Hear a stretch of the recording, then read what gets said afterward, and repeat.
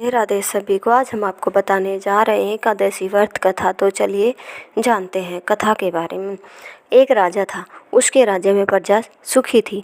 एकादशी को कोई भी अन्न नहीं बेचता था, सभी फलाहार करते थे। एक बार भगवान ने राजा की परीक्षा लेनी चाहिए। भगवान ने एक सुंदरी का रूप धारण किया तथा सड़क पर बैठ गए।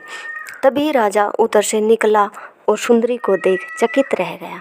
उसने पूछा, हे सुंदरी, तुम कौन हो और इस तरह यहाँ क्यों बैठी हो? तब सुंदर स्त्री बने भगवान बोले, मैं निराशित हूँ। नगर में मेरा कोई जाना पहचाना नहीं है, किससे सहायता मांगूं? राजा उसके रूप पर मोहित हो गया। वह बोला, तुम मेरे महल में चलकर मेरी रानी बनकर रहो। सुंदरी बोली, मैं तुम्हारी बात मानूंगी, पर तुम्हें राज्य का अधिकार मुझे सौंपना होगा। राज्य पर मेरा पूर्ण अधिकार होगा। मैं जो भी बनाऊंगी तुम्हें खाना होगा। राजा उसके रूप पर मोहित था। अंततः उसने उसकी सभी शर्तें स्वीकार कर ली। अगले दिन एकादशी थी।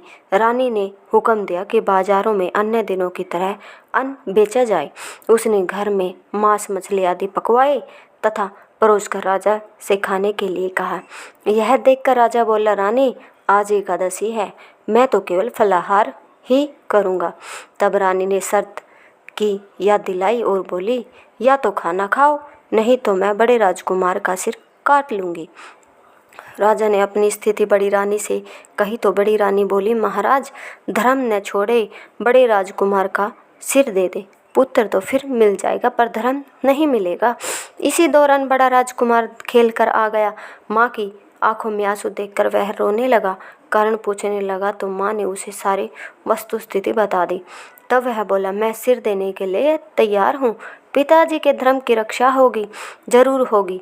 राजा दुखी मन से राजकुमार का सिर देने को तैयार हुआ तो रानी के रूप से भगवान विष्णु ने प्रकट होकर असली बात बताई। राजन, तुम इस कठिन परीक्षा में पास हुए।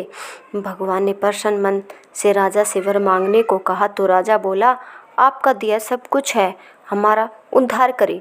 उसी समय वहाँ एक विमान उतरा। राजा ने अपना राज्य पुत्र को सौंप दिया और विमान में बैठकर परम धाम को चला गया। तो अगर आपको यह कहानी पसंद आई हो तो कृपया शेयर सब्सक्राइब जरूर करें।